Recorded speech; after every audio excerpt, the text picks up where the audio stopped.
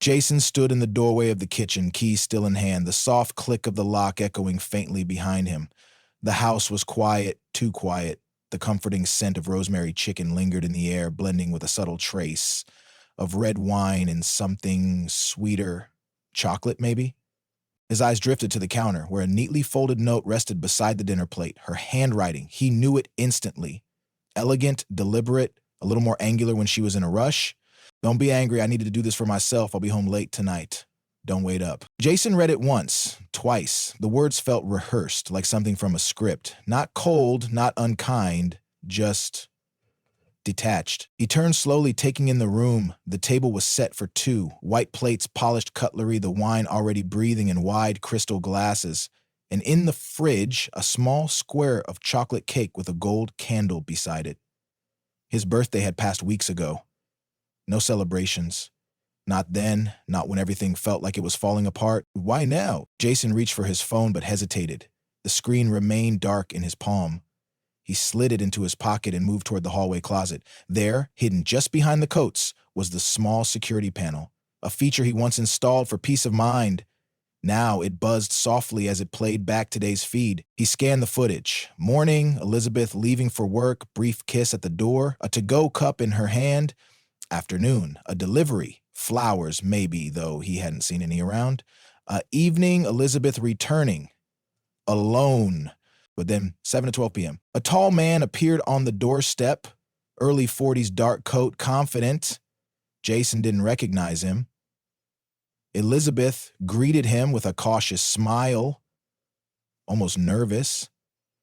She stepped aside, letting him in. They talked in the kitchen. She poured wine. They toasted, laughed. No physical contact, nothing intimate. But it wasn't what was there that made Jason's throat tighten. It was what wasn't. She wasn't wearing her ring. Jason stepped away from the monitor, suddenly aware of how loud his breathing was. He leaned on the edge of the counter, staring down at the half-melted candle beside the cake. His mind rushed to conclusions, each more irrational than the last. A lover, a colleague, someone from the past. He hadn't been sleeping well lately. Hadn't been himself. After losing his job 2 months ago, something he still couldn't bring himself to tell Elizabeth, he had begun to feel like a ghost in his own home. She noticed the change, of course, the distance, the tension, but he thought they were managing. Were they? Jason rubbed his temple, fighting off the rising wave of nausea. He couldn't jump to conclusions. Not yet. He needed facts. Context. The whole picture. Still, as he looked at the wine glasses and the untouched dinner, that uneasy feeling clawed back into his chest. Something was wrong. Very wrong. Jason didn't sleep that night. He sat in the living room long after midnight, the flickering television screen casting cold light over the shadows dancing on the walls. The house, once a sanctuary, felt foreign now. Every creak, every sigh of the old floorboards seemed to whisper something he wasn't ready to hear. Elizabeth returned just before 2 a.m. Quiet, no stumbling, no perfume that didn't belong, no smudged lipstick. Just her, tired-eyed and silent, moving like a stranger through their shared space. Jason pretended to be asleep. The next morning, he brewed coffee mechanically, watching the sunrise carve pale streaks across the kitchen walls. Elizabeth moved around him with practiced ease, warm smile, casual touch, a kiss on the cheek as she left for work, as if nothing was wrong, as if last night hadn't happened. But the note was still in his pocket. By noon, Jason found himself parked outside a cafe he didn't remember driving to. He sat in the car, gripping the steering wheel, watching the door. He didn't know what he expected. Maybe the man from the footage would walk out. Maybe Elizabeth would be with him again. He knew it was wrong, this urge to follow, to dig, but logic had started losing ground to something heavier, something darker, a feeling he couldn't name but couldn't ignore. Instead, he drove home and did something he hadn't done in years. He opened the old wooden box in the back of their bedroom closet. It was Elizabeth's. She had told him once long ago that it was just junk from the past. He had never pried, but now the lock clicked open easily. Inside were scattered photos, a few dried flowers wrapped in paper and envelopes tied with a faded red ribbon. Jason hesitated, then untied the ribbon. The letters were handwritten, folded neatly. The ink had faded in places. He read the first one. Dear Liza, I hope this finds you safe. I still think about you every day. I'm sorry for what happened. You were just a kid. We both were. The signature was unfamiliar, David. His breath caught. Another letter, older still, mentioned group homes, a separated family, something about reunification that never happened. Jason's hands trembled as he flipped through the stack. Slowly, an image began to form of someone Elizabeth never spoke about, a life she had kept sealed behind this small wooden door. He wasn't angry, not yet, but confused and frightened. Who was David, and why had she never told him about any of this? Back in the kitchen, Jason stared at the fridge, at the small smear of icing still left on the glass shelf. That cake hadn't been for him, but maybe it hadn't been romantic either. The pieces weren't fitting together yet, but they were starting to emerge. That afternoon, Jason took the footage from the night before and uploaded it to a secure drive. He slowed it down frame by frame. The man who entered their home didn't look threatening. His posture was relaxed, his expression open, almost tentative. Jason studied Elizabeth's face when she greeted him. She looked nervous, emotional, but not in the way someone meeting a secret lover might be. There was something raw in her smile. A wait. Later that night, while Elizabeth showered, Jason found himself staring at their wedding photo.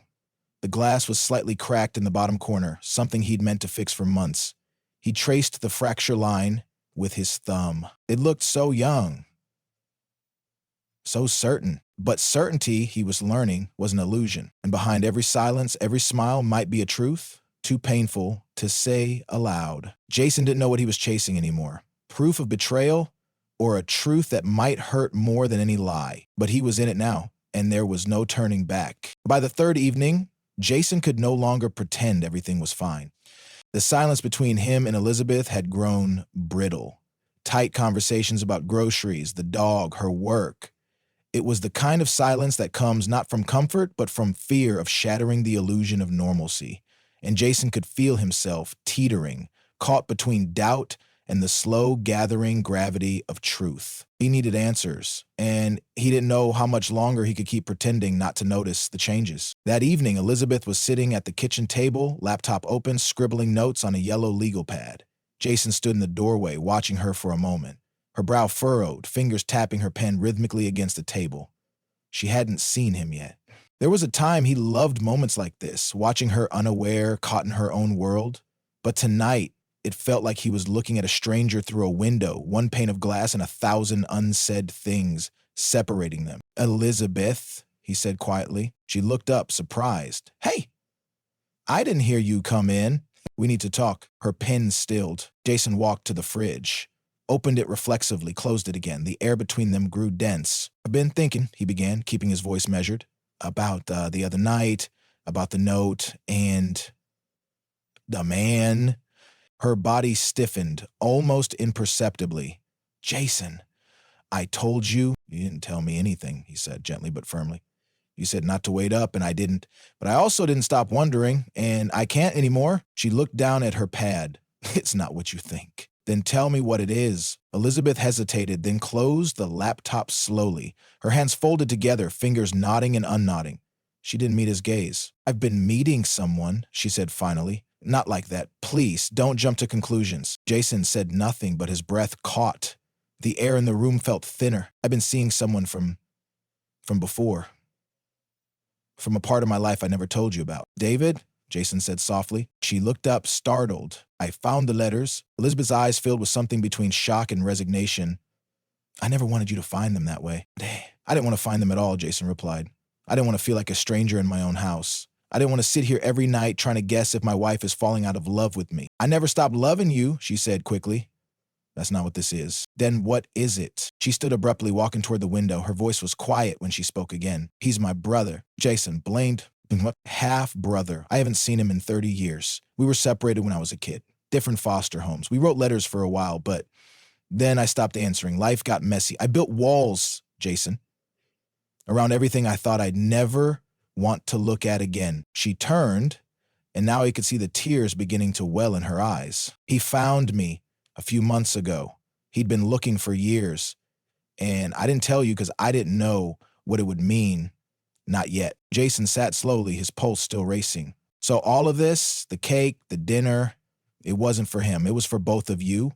Elizabeth nodded. "I wanted to introduce you, but I panicked. I wasn't ready.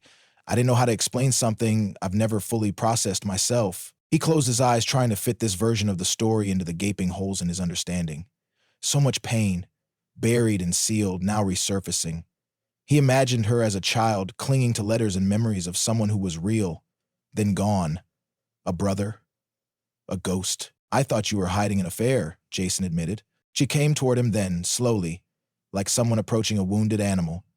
No, but I was hiding something, and and I'm sorry for that. He looked at her, really looked, at the grief behind her composure, at the way she carried pain without speaking of it. It wasn't betrayal he was seeing, it was a past unspoken. A girl who had learned to survive by not needing to explain. I've been hiding things too, he said, his voice cracked slightly. I lost my job 2 months ago. I didn't tell you because I don't want to disappoint you. She blinked. Jason, I thought if I pretended long enough things would get better, but they didn't. And I've been walking through this house, feeling like I'm slowly disappearing. The two of them stood in silence for a long moment. The truth between them sat heavy, but also strangely freeing. Elizabeth reached out, took his hand in hers. We're both tired of pretending, she said softly. Jason nodded, then maybe we stop. And just like that, the foundation cracked, trembling. Not unbroken, but still theirs. They didn't speak again for a long time that night. Jason sat on the back porch under the amber glow of the hanging light, a blanket draped around his shoulders despite the mild weather. The garden was still. Somewhere in the distance, a dog barked and wind rustled the hedges, but everything close felt suspended, like the world had paused to let their truth breathe. Elizabeth joined him without a word. She didn't bring wine or tea or conciliatory touch. She just sat beside him, knees drawn close, arms wrapped around her chest. Her silence was different now, not evasive, but stripped bare, and Jason, for the first time in weeks, didn't feel alone in it. I used to dream about him, she said, finally. When we were kids, I promised I'd find him. We made a pact. But after I was adopted and he wasn't, I convinced myself forgetting him was part of surviving. Jason kept his eyes on the grass, letting her speak. I felt like a fraud every time I talked about my childhood, she continued. You'd ask me about growing up and I'd always redirect, tell some funny story from college instead. I wasn't trying to lie. I just didn't want to bleed on you. You're allowed to bleed, Jason said quietly. She looked at him then, truly looked, like someone realizing they'd underestimated the strength of a thing because it never asked to be noticed. I didn't think you'd understand, she admitted. Not because you're incapable, but because I made you into someone I had to protect from my past. Jason gave a sad laugh. I've spent most of our marriage trying to protect you from my insecurities. How's that for irony? Elizabeth smiled, weak but real. He shifted slightly, facing her. I keep thinking about the house. What about it? How it used to feel safe, like it was the one place I could breathe no matter what was happening outside. Lately it feels like I'm holding my breath all the time. Elizabeth nodded slowly. Me too. Jason rubbed his palms together. I think we stopped seeing each other, somewhere between work, bills, and pretending everything's fine. I forgot how to ask how you're doing and really want to hear the answer. I stopped answering before you stopped asking, she said, and her voice cracked under the weight of it. A long silence followed, not awkward this time, but contemplative. I want to meet him, Jason said finally. Elizabeth turned to him, surprised. Are you sure? He nodded. Not because I need to. Because you need me to. Tears welled in her eyes. You don't know what that means to me. I think I'm starting to, he replied. And maybe it's time we stop hiding the hardest parts of ourselves? Elizabeth reached out and took his hand, their fingers interlocking like they used to. There was a tremble in her touch, fear still clinging to her, but also warmth. I was going to tell you everything, she whispered. The dinner, the cake.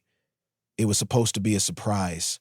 But when I saw how exhausted you were, how distant, I thought maybe it wasn't the right time. It wasn't about the right time, Jason said gently. It was about the fear we've both been living with, that love is conditional, that if we're too broken, the other might walk away. He paused. I think we've both underestimated how much we're still capable of giving. Elizabeth let out a slow, shaky breath. I missed you. Not just you, but the feeling that we're on the same side. Jason nodded. Then maybe we start there, with honesty, no matter how messy, even when it's scary, especially then. They sat together for a while longer, letting the quiet settle again, but this time with the kind of silence that heals instead of harms.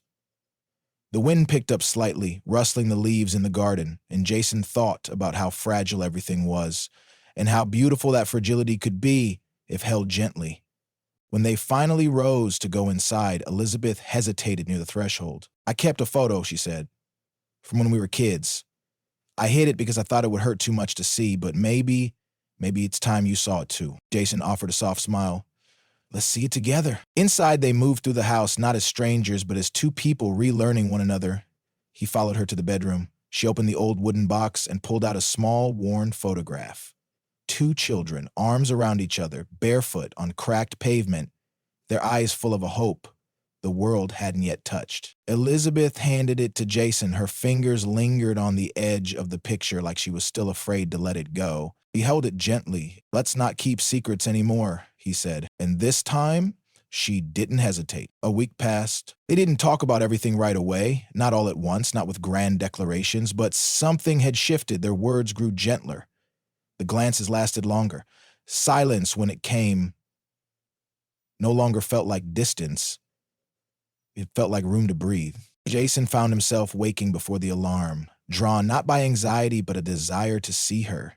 Mornings were quieter, slower, coffee shared, hands brushing against each other when reaching for the cream.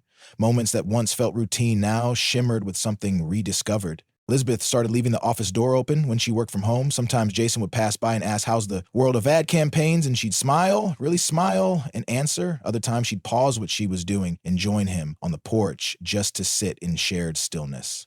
On Saturday morning, Jason dressed in his softest shirt and favorite jacket, the one Elizabeth had given him years ago. He found her in the kitchen, tying back her hair, a small nervous energy in her movements. You ready? He asked. She turned, surprised. You mean it? I meant it when I said I wanted to meet him. They drove in silence for a while, not because there was nothing to say, but because some moments are too delicate for noise. Jason kept his hand on the gear shift, where Elizabeth's hand rested lightly on top of his. When they arrived at the small apartment complex on the east side of the city, Elizabeth hesitated at the door. Jason gently touched her shoulder. I'm here, he said. The door opened before she knocked. David stood there, taller than Jason expected, with the same eyes as Elizabeth. He had a quiet, thoughtful presence. He looked at Jason first, then his sister.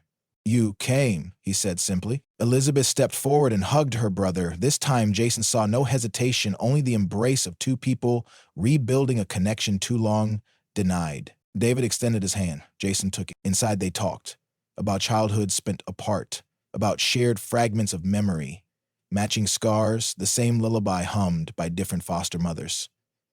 Jason mostly listened, but when he spoke, it wasn't forced. It was steady, warm. In the end, it wasn't dramatic, no tearful monologue, no sudden catharsis, just a quiet understanding. The past had happened and could not be undone, but the future, however uncertain, was theirs to shape together. Back home, as twilight washed over the garden, Jason stood by the kitchen window. He looked out at the overgrown vegetable beds, remnants of a project they'd abandoned years ago. Elizabeth stepped beside him. We should plant something new this spring, she said softly. Jason turned to her. What would you want to grow? She shrugged. Something we haven't tried before. They smiled at the simplicity of the idea. Maybe love wasn't a fortress meant to shield from pain, but a garden, tended, revisited, and sometimes replanted entirely when the roots grew tangled or brittle. Later, after the dishes were done and the dog was fed, Jason pulled Elizabeth close. They sat on the couch, legs touching, a blanket draped across their laps. We almost lost it, he said. I know, she whispered. But we didn't. No, she said, because we finally stopped pretending. Outside, the wind brushed against the windows like a lullaby. The house, no longer haunted by suspicion, seemed to settle around them once again, not as a place of perfection, but as a home reborn through truth.